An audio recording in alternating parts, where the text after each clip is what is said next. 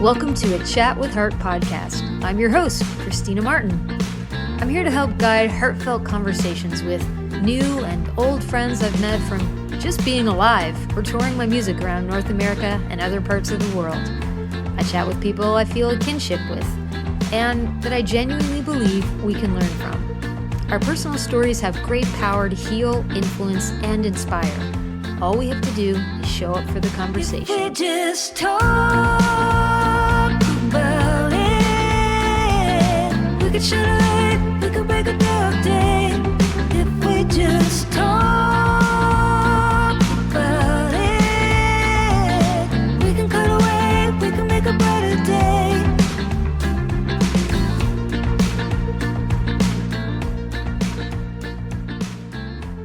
Yo, I'm back. From my little retreat in Austin, Texas. I'm feeling like a recharged AAA battery. Austin was wonderful. Okay, so I reconnected with friends, old friends, and my brother Alex met me in Austin for the second week of my trip. I'm just going to go over a couple of my favorite things that I did. Tried out so many vegan restaurants, and I gotta say, Citizen Eatery was fantastic, and the Vegan Gnome, which is like a collection of basically food trucks, and they're all vegan in this one location in the east side. Fantastic. I may have overdone it with the vegan chicken wings, but yeah, you only live once. I hung out with my pal Jason a lot. That was fantastic. We went to one night to sing karaoke at the bar that we originally met at, called Egos on South Congress. It has not changed. It's still pretty disgusting, but a lot of fun. It's now, I guess, a full-time karaoke bar. It was an open mic for us that we did, I think, once a week in the early 2000s. Went out to eat a lot of Amy's ice cream with Jason. Got to see our friend Chris play music and had coffee one morning with him. I did a songwriters workshop with Darden Smith and Mary Gauthier. That was fantastic. And thanks to their coaching, was able to finish a really old song. That was cool. There were 15 other songwriters from all over the States. It just was really cool to be in this one room with everybody, and we all got to witness everybody perform one song that they wanted help with, and then Mary and Darden, gave their tips, and it was really just nice to witness that, and a little nerve-wracking. I was nervous to share my tune, but also like, hey, this is what I'm here for. This is what I paid for. Anyway, I'm really glad I did that. And that was like the thing that I paid for to get my ass to Austin, because I was having a hard time committing to a vacation for myself. So I built this vacation around this 2-day songwriters workshop. Yeah. So I got to have an overnight with my girlfriend Jennifer, and we went two-stepping at the Broken Spoke one night. That was a blast. Didn't matter that we didn't have any dance partners, because we were approached by many men. Spun us around the floor, and it was, great band, great music. Went to hear live music at the Saxon Pub many times. I think I went like 4 times during my stay in Austin, and including getting to hear my old friend Colin Gilmore, the West Texas Exiles. I hope I got that right. This is the name of this kind of new band that he's in, and they were great. Got to see Colin and Tammy one night, and my friend Sela. We went to the museum one afternoon. It was great to see Sela, my pen pal. Hey. And then I got sick. Like, I just caught a cold because, I don't go out much being home, and when you're out in bars and flying and all that stuff, you kind of catch things. And anyway, still managed to have a good time with my brother, Alex, who came in for the second half of my trip. We went to hear live music outdoors, and there was a ton of great food trucks and things to do outside. So that was awesome. Thanks, Alex, for joining me. Got to go for lunch with my friend Pam, who used to take me for lunch all the time when we worked at Westridge Middle School in the computer lab. And Pam was one of my earliest and biggest supporters. She loaned me the money to print out my first CD, Pretty Things. And I'll never forget that. And many other things that she'd done for me, but it was great to take her out for lunch and catch up with her. I also got to see Jacqueline and Dane, who I lived with when I was a kid in Austin. I was Jacqueline and Allie's nanny. And then I also worked for a family called the Oswalds. So I got to visit with Kim, my host mom. So Dane and I surprised Kim one morning.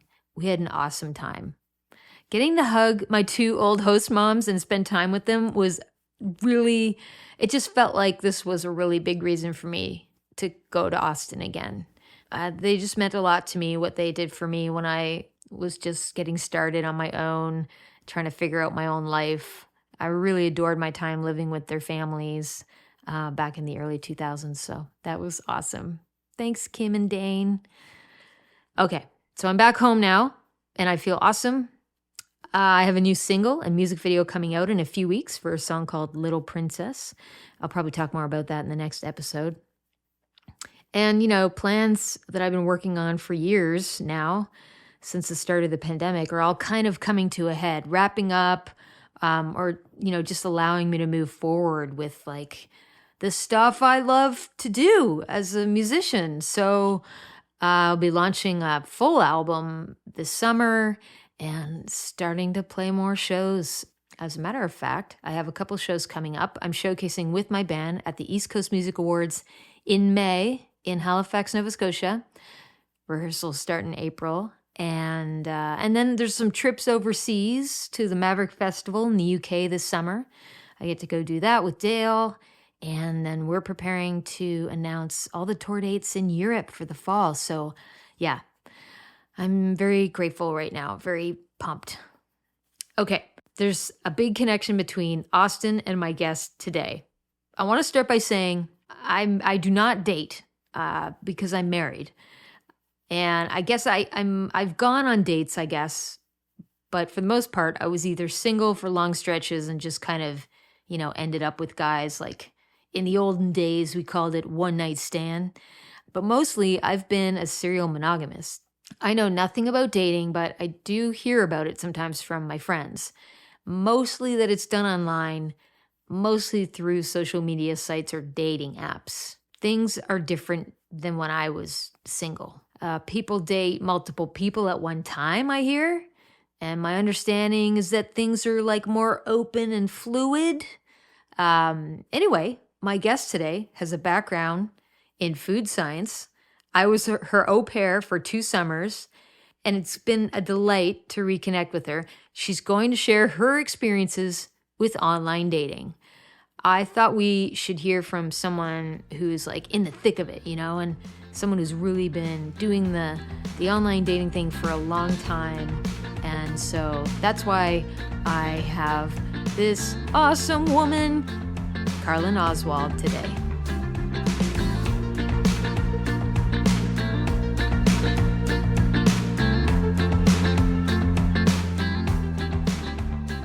I used to be your nanny. Yes. And then you told me I've got lots of dating experience, and I was like, oh, this is perfect because it's more comfortable for me to talk to somebody that I know than a complete stranger. So this was a perfect opportunity. But yeah, in 1999, I answered an online job ad through a nanny agency and got hired to come and live with your family for the summer in Austin, Texas. And I wasn't your first nanny though, was I?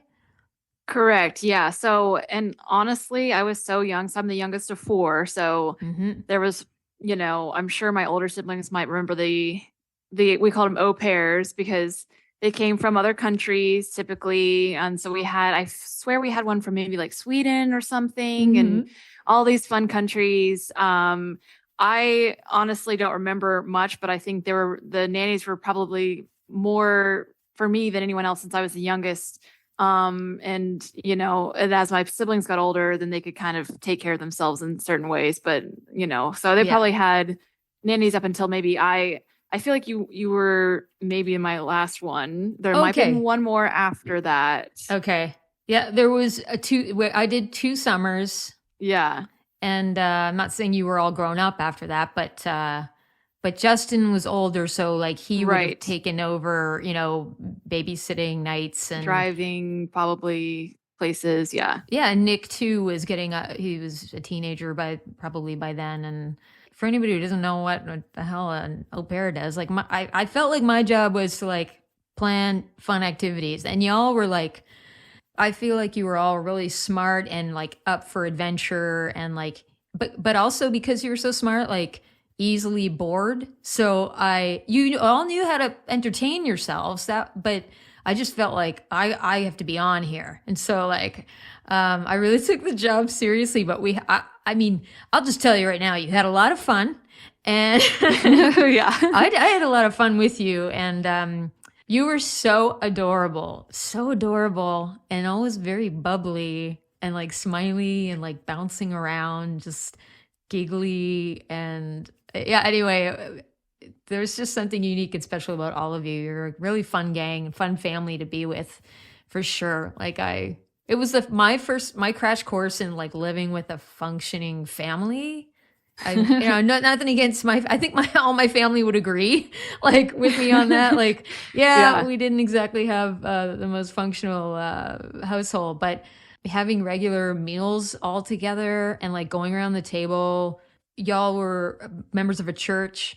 And so that was a routine, and like, prayer at dinner time, being grateful, like practicing gratitude and saying nice things about everyone at dinner time. What the fuck? Like, we didn't do that. We did not do that. Right. I don't know. It was just really cool. And then y'all went to church on Sundays, and I'd bail on that usually. But sometimes I think I did go. And this is interesting as somebody who, you know, I wasn't raised religious with a religious family. And but my first friends in Austin, your parents introduced me to like were members of your church, and they were just some of the funniest guys and girls, and I had such a ball with them, and they invited me to like their Bible study, and I would go like for the first part where everyone just hung out, played pool and chatted, and then I would leave because I was like, I just don't get the Bible, y'all. Like I just don't really. I'm reading other things right now. I'll leave you to it.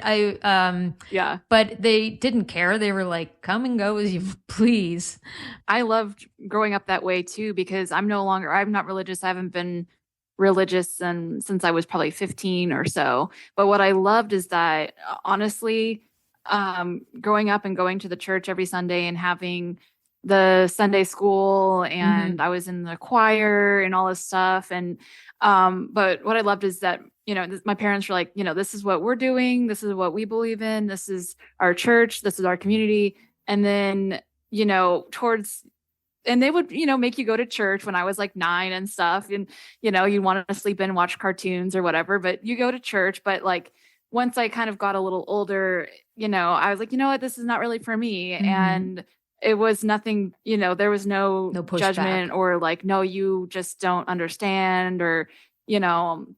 And then after a while, you know, I kind of stopped going. The rest of my siblings are pretty religious. Some a little bit less than others, but I just appreciate just that, you know, like everyone's a good person. You know, you don't have to be, you know, practicing. You don't have to be going to church every Sunday to, you know, to do good things. But going to church, it really did, I think, help me growing up, just kind of be around just like those good people, and just be around, like loving people, and just learning some, you know, good, just how to, you know, be the best you can be. Yeah. Well, I will say, like, I was working for another family at one point, and I would bring their boys to this mega church that just off the highway, and they dropped the kids off they had their Sunday school. So while I was waiting, I'd go in and hear this sermon, and I was just like, this this is awesome. These stories are amazingly inspiring. And I don't, it didn't ever, like, as a, as a non, I guess a secular, is that what I would be called?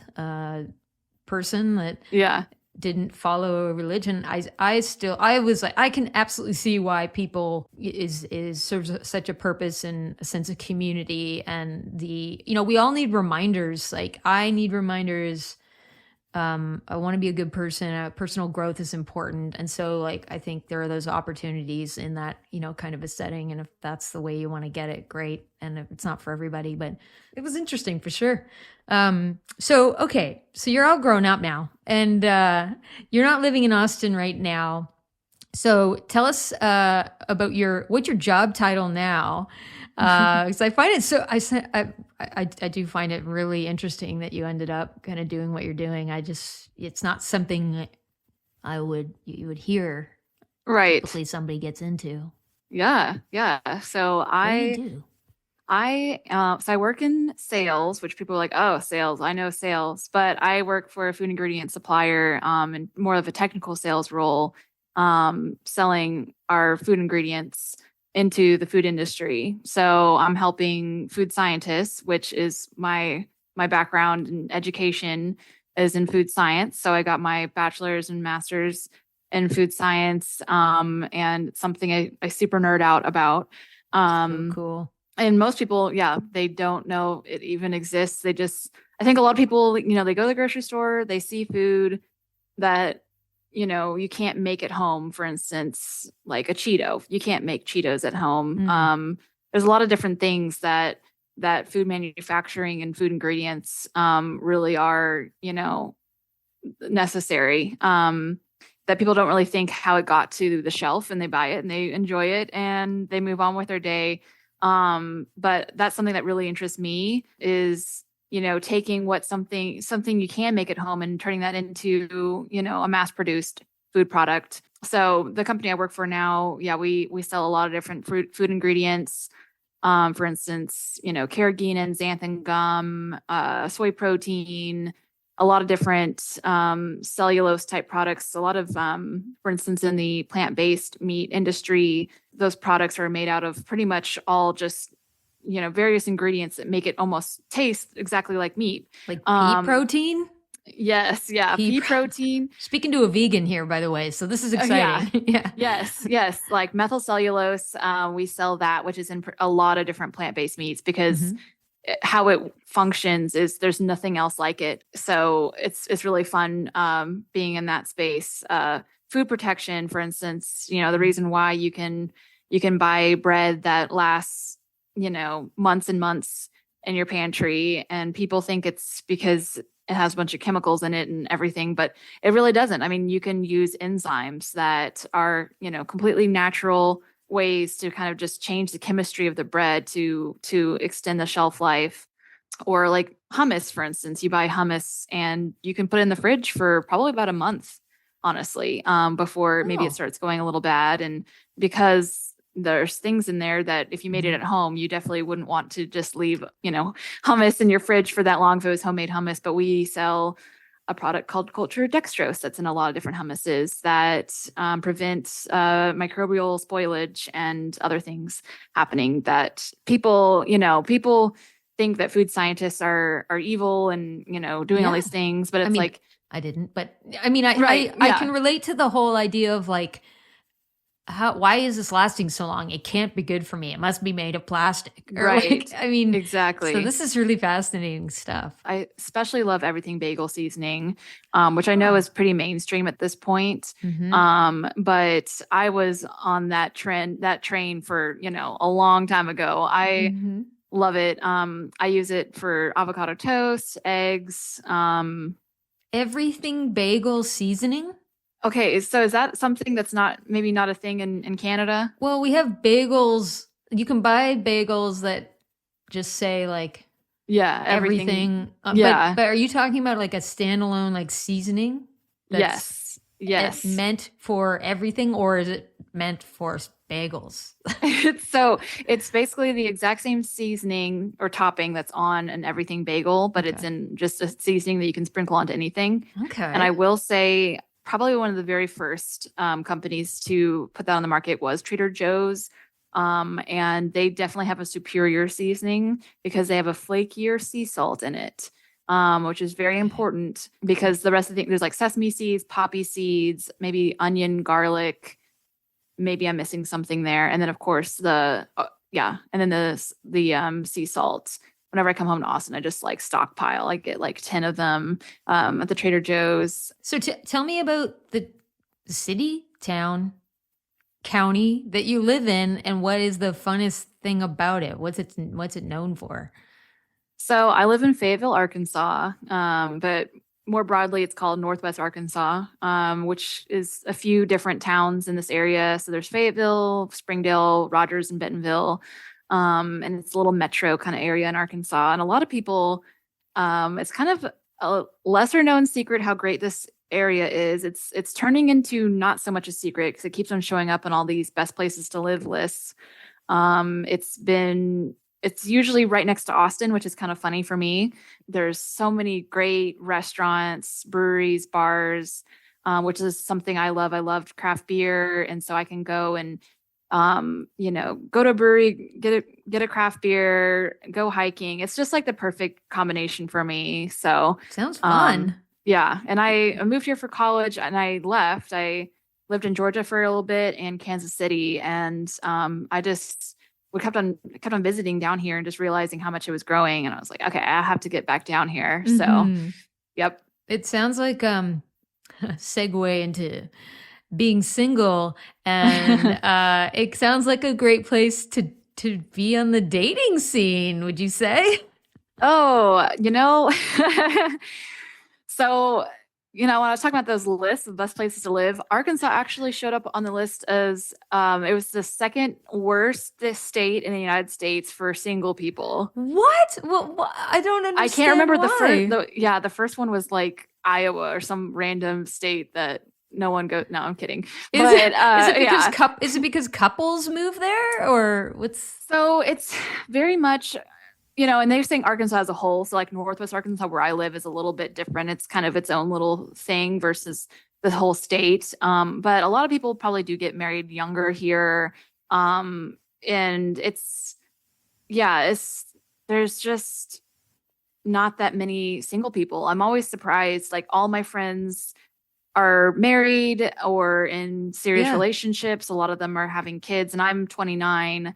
But it's funny because then I talk with my friends that live elsewhere. Like I have a few friends that live in Austin, and if they're in a relationship, they're like one of the only people that they know that's in a relationship. And most people in Austin are single. So, or at least the people that I know, the way of life in Arkansas is just very much kind of settle down. And maybe it attracts couples probably. Yeah. You can buy a house. I mean, of course, with the cost of living, it's like, okay, let's get married, buy a house, like start the family. And it's all kind of like a little bit younger than maybe other areas. I think I'd have to look at that list to see what their reasonings were. But when I saw that, I was like, yeah, that sounds about right. with the rate of divorce, though, I mean, people are bound to separate and then they'll be looking for somebody. So like, I guess if you just wait around long enough, then you're probably going to find somebody, but then I've definitely had that thought. I've been like, you know what? I can just wait a couple more years and then the next round of people. Well, yeah. Yeah. Or I mean, with everybody being so connected now, I mean, there is a likelihood. I mean, my nephew met his wife on Twitter, I believe. And then, she was in the UK, he was in Canada. I mean, so there's always that somebody, you might meet somebody and then move to where you are or vice versa. So, right. But this is now we're delving into the whole dating thing. So for listeners, that, I mean, I honestly, I don't know anything about dating. I had one blind date and it was in Austin and it was your aunt that set it up, actually. And I knew within 20 minutes, actually, I knew right away with the super, super nice guy we met at a Starbucks, and I'm sure he had planned to hang out all night with me, but I cut it off really short because I just was so nervous. But I was also like, I don't think, super nice person, but like not this, Right. I'm not going to date you. Like, Yeah. and, but I felt so bad that I was like, I'm never going to do this blind date thing ever again. But I know nothing about dating. Like back in the old days when I was single, Yeah. it was you had met someone or face to face, organically meeting somebody meant you would just have your life and maybe live your life, and then you'd meet someone. Yeah. So, and I have some listeners who, one in particular, Susanna, who was asking me one day, emailing me about this topic, and I think I have a lot of listeners of different ages that are kind of in that place where they're like, I want to date, older, younger, and now everyone's dating online, and I don't know how do you do this and it's so foreign to them. And so I think you will enlighten a lot of people today. And I mean, I've got my questions, and of course I want to hear your stories. So why don't I start with one, and then we'll just see how this goes. This is so exciting. Okay. And I can also say really quick, maybe my history of dating and being on the apps is I've been on any type of dating app since I was 18. Whoa. Yeah. 18. So, that's how young people are. I guess that's. Yes. I guess to me that sounds so young, but I guess that's a normal age to be dating. Like, yeah. So. Yeah. And growing up, I didn't date at all. I didn't have a boyfriend, a little middle school boyfriend or anything like that. I wasn't really into dating or boys at the time, or I kind of was, but I was super, super shy. And I was like, that's fine. And then, when I came to college, of course, you see all these people that are in relationships and just dating in general. And so that's when I decided to give the apps a try. And I think even that was 11 years ago, that it was becoming a thing, but it was still embarrassing. Like at that time, you would be on the dating apps, but like you wouldn't tell people like you were on the apps, or you would not, if you met someone for a date, so it's like, oh, how'd you meet them? You're like, oh, like it's super embarrassing, but I met him on this app kind of thing. So, and so fast forward till now, I've only been off the apps for about a year when I was dating someone. But other than that, I've been, my history is deep. So I was on a website called Plenty of Fish. Oh, I remember this. Yeah. Not from my experience, but I just remember hearing about it. Plenty of Fish. Okay. Yeah. Yeah. And those they needed a lot of work at that time, because Plenty of Fish, you would get on and there was no filters really. So you just kind of made your profile, almost kind of like a social media profile, kind of like a MySpace profile or whatever at the time. We're dating ourselves now. Yeah. Yeah, I know. And so you'd put your picture, your little like about me, I guess. And I just remember I would set up my profile, and maybe you can set up a distance radius, but other than that, there was no other filters. And I would just get messages, like 100 messages a day, and a lot of them were just kind of almost like spam, or like men from other countries messaging you asking if you'd like to be their wife, like crazy stuff. Okay. Yeah. But you knew when you were younger, like, okay, this is not right. So I'd just delete them. Yeah. And then like you'd randomly come across a real person. But at that time, I feel like it was just so exciting to come across someone that like lived in your town, that was real, that was on it, that like there was not, I was like, okay, I'll go on a date with this person. Like it didn't really matter if they seemed like a good match. And also there just wasn't much information on those profiles for you to even tell. I remember one guy, we went on a date, and then he was like, is it okay if we just order appetizers? Because I don't want to pay for a meal or something. Okay. You're quite honest, right? Yeah. And I was like, that's fine. I'm starving, but fine by me. I was like, okay, we were at an Italian place. So I was like, I guess I'll get garlic bread. Like, it didn't really have that many appetizers there. Red flag. Red flag Yeah. right away. Right. Yeah. I don't think there was many dates I went on at that time that resulted in second dates. Right. So then I started Yeah. getting on, there's, I think, one called Coffee Meets Bagel that I tried. And, I think I tried any new one that came on the market. This is probably about 6 years ago or so. And then, of course, the ones that people recognize more today is Bumble, Hinge, and Tinder. Tinder was probably one of the first ones of like those three that was out there. And so I was on Tinder for a while, but now it's kind of has that bad rap of being like the hookup app. So Yeah. I haven't had a Tinder in probably, I don't know, 4 or 5 years or so. Oh, But the other two are kind of like the main ones for me. So my friend let me it sounds like I'm lying when I say this story, but my friend let me swipe left and right for her on her Tinder account one time. I was like, this is so fun. I'm getting like dopamine drips like every time it feels like a little bit of a video game. And I think I got her a bunch of matches, and then she didn't end up following through with any of them, and I was super disappointed. And I was like, "Come on, this is about us now."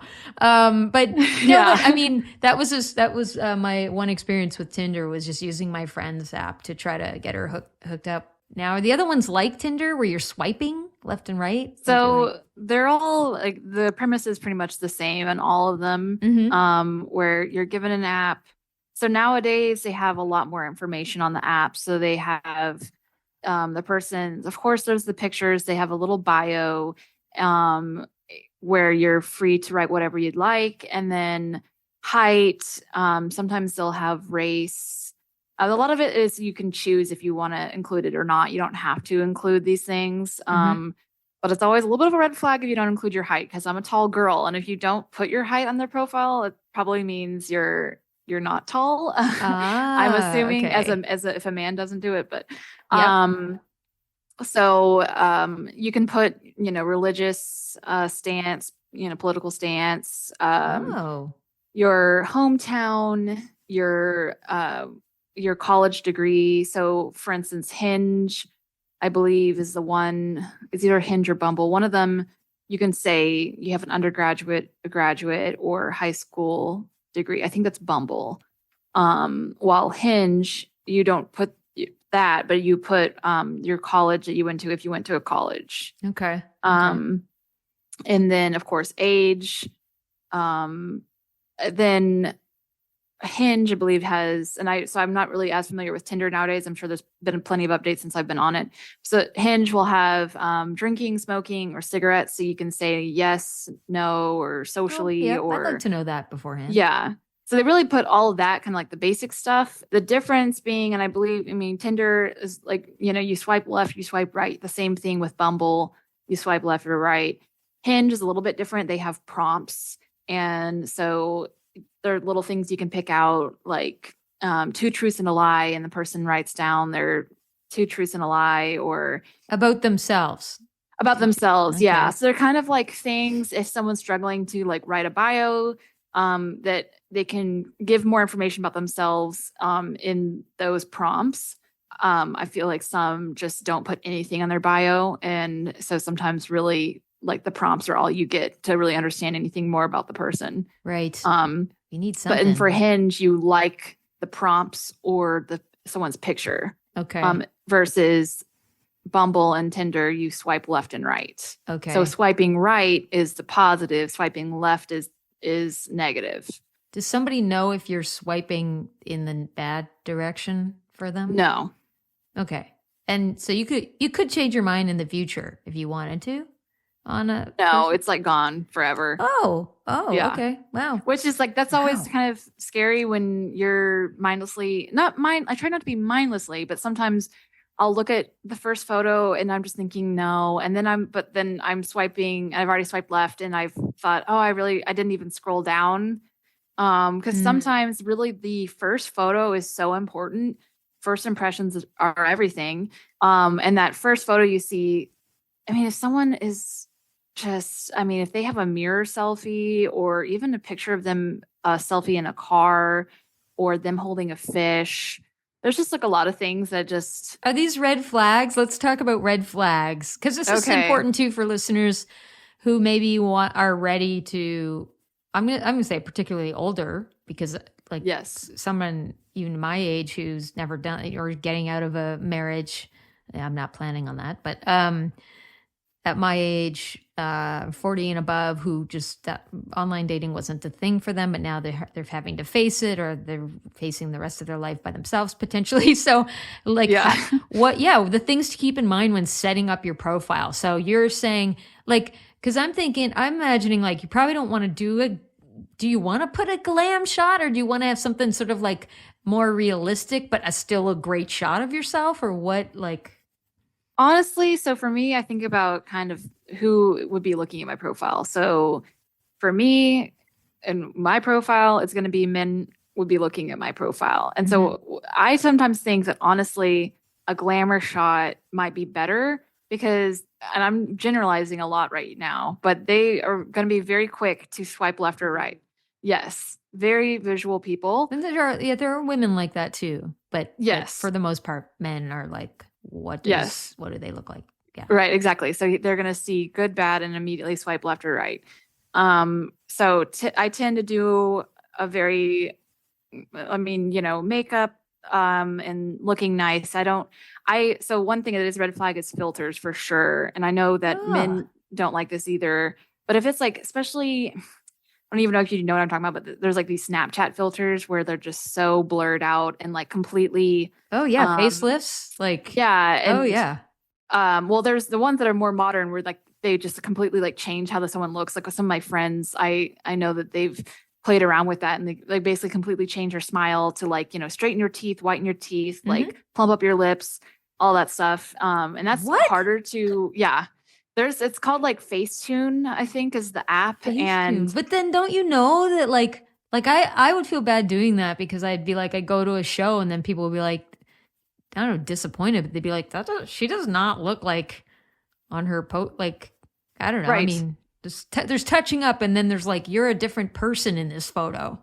Yeah. Yeah. And, I would advise against that because of course, yes, you are going to meet these people in person. And I've seen some people that, they have these perfectly curated photos but I know them in real life. I'm thinking they do not look anything like that. Right. And men actually do it too, not the face tuning, but they'll choose a photo that they've put a filter on. It's just very weird to me, honestly, which I understand. Like, okay, so women, they have makeup, then, it's not really fair that men, don't have makeup but I mean, they could put on makeup, nothing wrong with that. But, so I can understand the filter on both ends. No one wants to see an overly filtered photo. And a good rule of thumb is I've actually asked a few friends to look over my profile over the years and just ask them, friends that like have seen you, of course, with all different stages of makeup or whatever.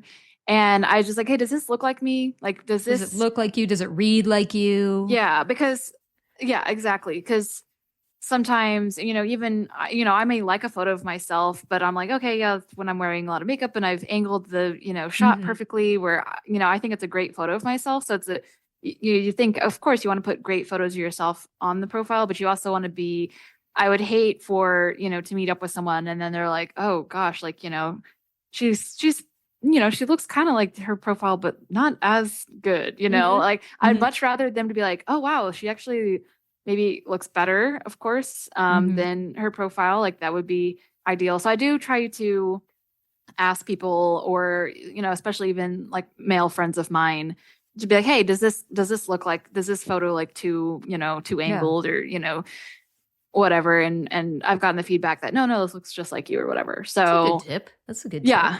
And then of course, I mean, it's kind of like, usually I might not show them my entire profile. Cause honestly, sometimes it is a little almost, I don't know, not embarrassing, but it's like it's like your dating profile.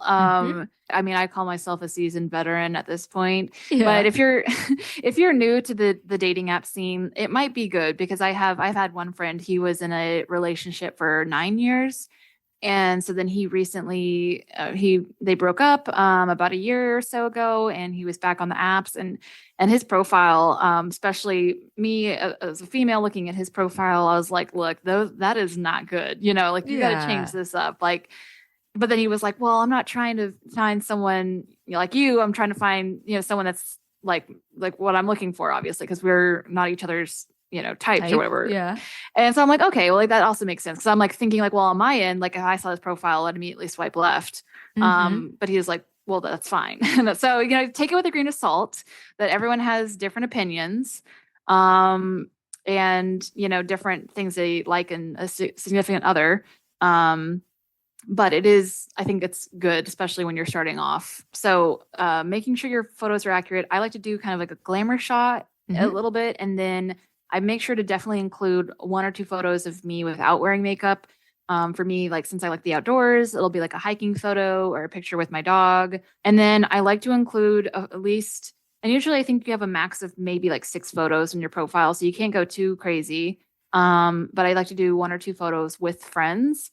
I think that's really important because sometimes I'll see apps where their photos are just all selfies of themselves. And it doesn't give you any, and then they're like the exact same selfie. That's that's a red flag. That screams, I may not have any friends or know how to be in relationships at all. Yes. That's immediate swipe left for me. If it's just going to be pictures of you, then it needs to be pictures of you doing a lot of different things. Like for instance, if you like skiing, then maybe a picture of you skiing, and then a picture of you out with your dog, and a picture, that's okay. I would still like to see a picture of you and friends, but that's fine. I'm not going to like swipe left on that. Yeah. But if it's just all like, and that's what my friend had. He's a big video gamer. So literally all of his photos were just selfies of him in front of his desk with his headphones on. And I was like, okay, I mean, hey, if you wanted to find another video gamer, then maybe. But for someone like me, I'm like, absolutely not, Yeah. So. I suppose it would be in his case. Now we could start a business together, coaching folks on the side. If your goal is to attract another gamer, which is totally possible, right? Like some people are super introverted, don't really hang out with a lot of people, or their community is gaming online. So then you just need, but if you're going to have the photos like that, I would think that it's okay to then say in your bio, like, I'm just being real with y'all. I'm an introvert. I'm looking for someone who's interested in gaming. This is me. This is my life, my passion. I'm not going to pretend that I'm anything else. You know what I mean? Like, don't try to hide it, but because that would be less creepy. Like if you're just forthright about all of that. Exactly. Just make your profile just, extension of you. I would think a lot of people are afraid of rejection, but would you say that it's probably important to get over that and just like, because you're, if you don't put yourself out there and risk rejection, and I mean, because I guess that's the worst that could happen if you just know it's gonna happen, and it's just part of it, and just learn to accept it. Like that would be right. But I think a lot of people don't because they're afraid to get hurt. Like, what would you say to that person? I will say that it is sometimes a roller coaster of emotions on the dating apps. You can feel strongly about someone or just think that they could be a really good match for you based on their profile and then just preliminary conversation with them. And I had this happen a month or 2 ago. I was talking with this one guy and he also like went way too hard, way too quick with like just tell me everything about you, like what you're looking for. Just very like kind of like serious dating questions, which I would advise to like not quite, you don't need to jump into that right away. But he was going and I was like, okay, wow. So he's like really serious about this. And however I answered, he was like, oh wow, like, yeah, like we're totally on the same page about everything. And he seemed like all about it. So I was like, okay, I guess and we continued talking and then he just randomly unmatched me. And I was just like, oh, okay. Oh, all right. And I'm not gonna lie, like I was kind of like hurt because I was kind of like he didn't reply for a few days, and I'm thinking, okay, well maybe he's busy, it's fine. And then I checked and he had unmatched. Yes, it kind of bums you out. I'm not gonna lie, but then there's just so it's kind of a good positive and negative thing about dating apps is there's just so many profiles on there and so many people to talk to that you just have to just move on and you know, it probably wasn't, you know, for like sometimes things can be a match when you're in, but not a match when the other person's in. You may like maybe I thought, you know, and it seemed like our conversation was great, but for whatever reason, you know, he decided that, you know, that for, you know, that it wasn't a match for him. And that's okay. Everyone's entitled to their own opinions. I know there's plenty of times where it depends on in this case, I probably would have said something if, you know, I would have said like, hey, this is not the match for me, you know, for whatever reason. Yeah. But in other cases, I've ghosted. If it's very, you know, early on in the conversation, or I kind of realize sometimes I overlook something in their profile. Like for instance, if they have kids, for me, like that is not, I would prefer not to date someone that has kids, and there's nothing wrong with that. I actually have multiple friends that don't mind at all that they either don't have kids, but they love kids and they're getting older and they fully recognize that the person they're dating may have kids and they are all about it. Yeah. Or I have friends that are married, divorced, and have kids, and they would prefer to marry or to date someone that also has kids and that understands that. So there's definitely people out there for people that do have kids, but for me, I'm not sure if I really want to have kids. And so that's something that's still like, I'm a little unsure about. And so That's dating okay. someone that has kids, I'm like, ooh. I've heard from some friends that a lot of people are on these apps and are married and they are not upfront about that. Do you have any experience with that? I don't have any experience talking with anyone that's married. I have seen a lot of profiles of couples, or people that have said, yes, there's some that are just, like saying they're married, but they have a open relationship. I've seen that on the bio. So that's good that they're up front. But other than that, I haven't matched or talked with anyone that is married. But you're talking about if they're trying to get a divorce soon, or well, like they have gone out with people. They're on the date. They have no, like, as far as they're concerned, they're not married, but then they find out they're married just getting to know them more. Yeah. And that's all. And then they're like, oh, well, you're married. Well, I'm out. I'm out. Like, Yeah. you can't do this. But wait to the point. They wouldn't find out until they were actually on the date face to face with God. them. I just was curious about if that was like something you ran into, because a friend I was speaking with seemed to say it was very, very common here. Really? Yeah.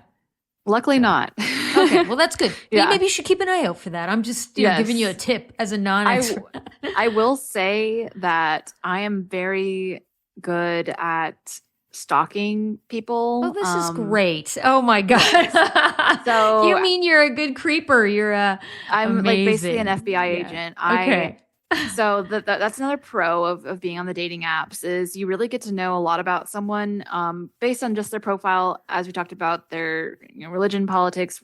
Yeah. They even can say on their profile, if they're looking for a relationship or if they're looking for something casual, whatever. There's a lot of things on their profile, but also you can take the time to fully stalk them all you want. And a lot of divorce records, are online. I remember talking to one guy that he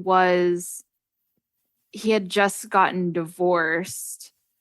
I can't remember. He had said something that made me curious, but he didn't say that he was divorced. And anyways, but then I was able to figure out his last name. And I saw that he was, divorced or whatever, which is, again, not a huge deal at this point in my life. I feel like a lot of, especially when you start entering your 30s, and some people will be divorced. But yeah, so you can find that out. You can stalk their Facebook, Instagram. In this digital age, this there's is so cool, much. Actually, this is Yeah. I'm starting to see all the pros to having this information up front, because if you just meet someone at a bar and then you know nothing about them, especially if you're under the influence of something, Right. and you take them home and then the next day you find out more about them and you're like, oh my God, what was I thinking? And so I think it'd be great to have all this information up front as somebody who likes to be in you can check control. their Facebook to see if they've made any weird posts that are like Offensive or exactly. Hmm. I go really hard because honestly, for me, for stalking, it's almost just like a fun thing that like the more I find out, it's just like it's just kind of fun if I'm bored and You should stop saying stalking. It's background research. okay, yeah, sure, but although it would be funny if you started an agency that was just called Stalker, and this was your, this was your main job. Well, yeah, recently one of my friends, she went out with this guy and from the dating apps, and she she was telling me about it, and before she met up with him, and she was like, I just can't tell, like he just seemed a little weird, like in his messages how he was replying seemed just a little off, and then he had never had sushi or coffee. It was like this weird thing. She's like, it just seems really weird that someone's never had sushi or coffee before. And just like all these, you find out these random things on dating apps because it's just like the prompts, and just through random conversation, you kind of find out these like things that aren't important a lot of the time. But anyways, and I was like, oh, well, no problem. I'll stalk him. Like, just send me the screenshots of his profile and I'll figure out everything about him. Amazing. And she did. And I was able, like, she said he was in a kickball league. And so I was able to like go to the kickball league's website, and like I found pictures of him in this group. So like, I was like, okay, that's for sure true. And I found the name of the kickball league, but for some reason I could not find him, like his name and his last name. And I was like, this is it was really frustrating me. And then so I ended up not being able to give her any information, because usually people do come to me, they're like, look, his name is David and his last name's Smith, so like I have no idea, with such a basic name like that, like how am I? And then I'm like, oh, no problem, and I like send them screenshots of like all this stuff, like I already figured it all out. But with this guy, really frustrated me. And then she went on the date, and guess what, his name wasn't his name on the profile wasn't his actual name. So that's why I couldn't stalk him. And so why would he do that? Is he hiding something? Well, he said that his last name is that name. So it was Dale. The name was Dale. And was it Dale Murray, my husband? Oh, right. Engineer of this podcast? Right. Uh-oh. You are good at this. Anyway. Yeah. And so I guess his first name is, I'm not going to say his first name, but just in case, don't have anyone stalking this person. But do you need us to change the tone of your voice and for this entire? Her name is Barlin. Right. Yeah. Darlin. Yeah, Darlyn Oswald. Yeah.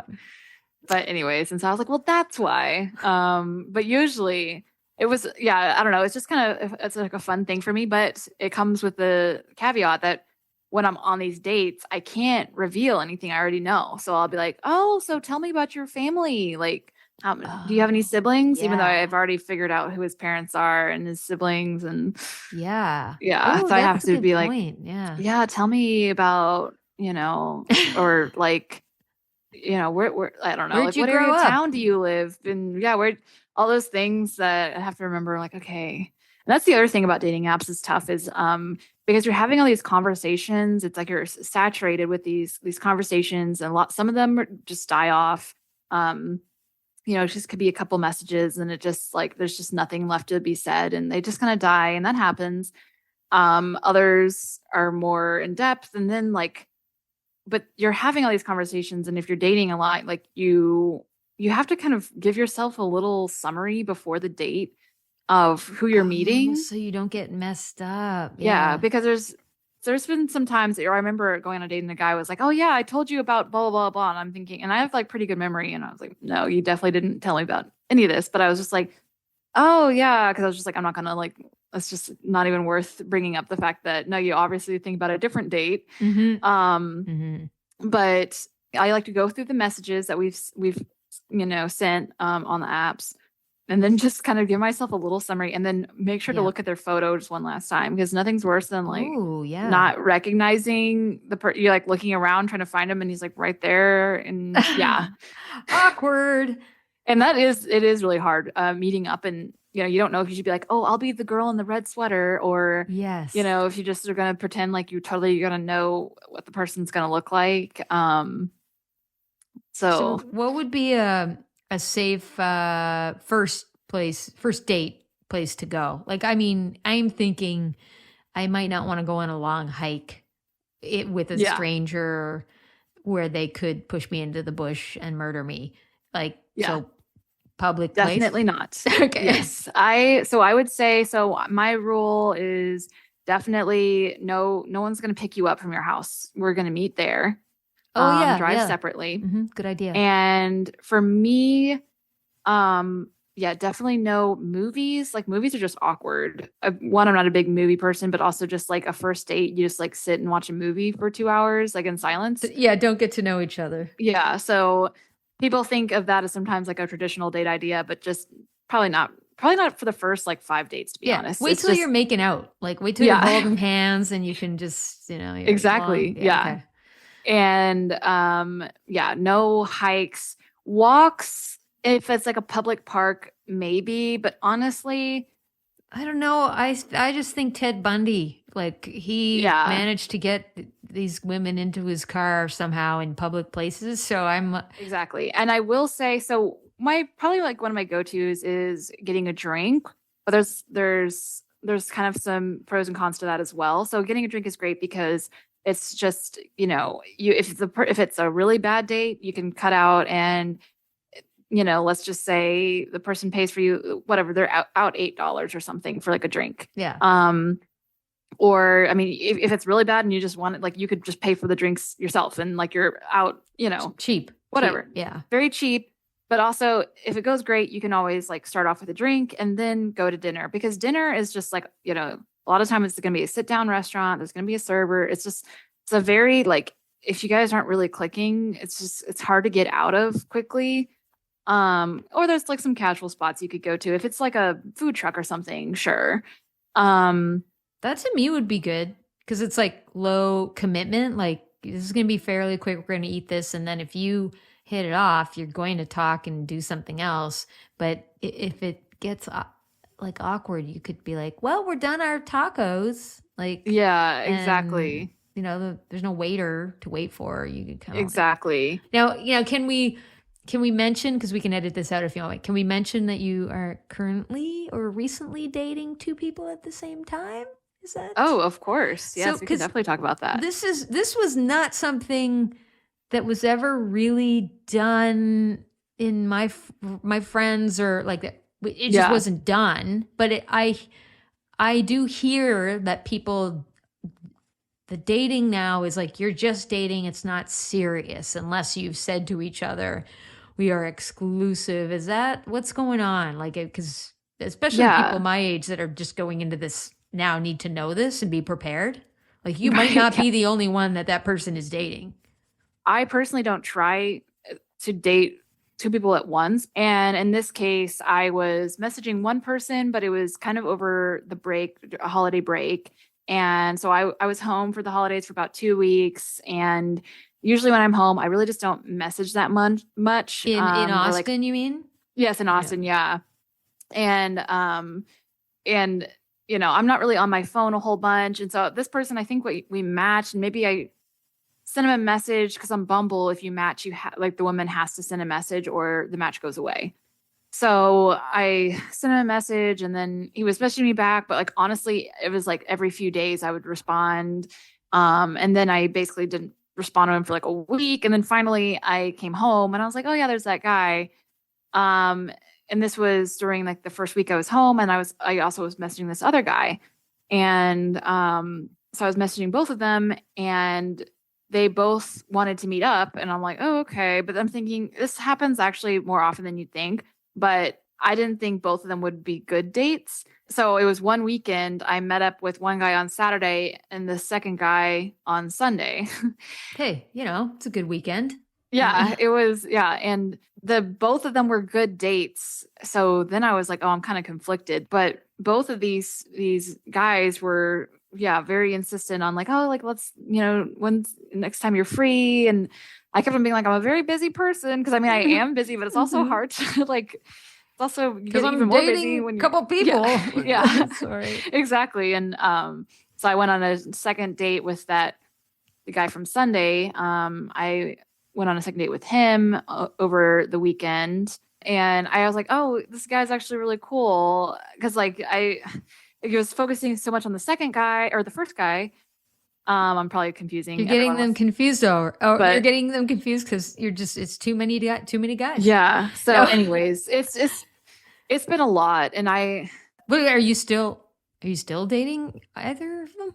I'm dating both of them, I guess. Okay. Yeah. But dating is, the word dating. It's like, are we dating or are we just going on dates? I hate to say dating because it's like it seems like so serious. Which I'm interested in relationship and building something that's serious, but I feel like there's so much to know about someone first before like kind of even getting anywhere close to that. Yeah. So I kind of call them just like dates, but I feel like I have to maybe say something to one of them or be like, hey, by the way, like I am dating more than one person. I don't know. I feel like I should say it because I have a feeling that these guys I don't think they're dating anyone else. So they're just like, when's the next time we're hanging out? Maybe. Okay. So maybe it's time to say that, or maybe I'll just send them the link to this podcast. Yes, that's a good point. Modern day dating can be as serious as you want it to be. Some people use the dating apps like just because they just want like, company or like to hang out. And some people just want to get laid.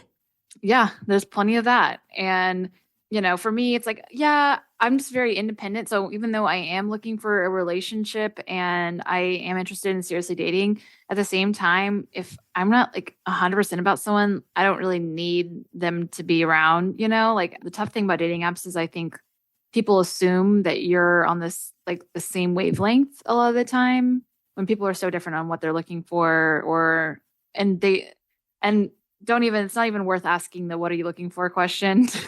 Yeah, because it could change. Like, or how do you even? Sometimes you don't even know what you want, and But the one thing I do know is that if there's any, like for listeners too, like if companionship is something you want, maybe either friendship or more than that, if you don't do something about it, you will not reap the benefits. Like you have to put yourself out there and there is going to be risk. And just know that it won't kill you unless you go on a long walk with a stranger who is a sociopath. Then, murder's probably not going to be the issue. And that would be the worst scenario. So I'm doing a terrible job of encouraging people to. I know. I did see something in the news about some guy that it was a Bumble date. He locked the girl in his house and wouldn't let her leave, wouldn't let her drink water or eat for 5 days. And she had to escape. It was insane. That can happen. That can happen. Yes. But if you don't try, you'll never know, Indeed. Get out there. Give it a shot. And then call my heartbeat hotline and let us know how it went for you. Please. Yeah.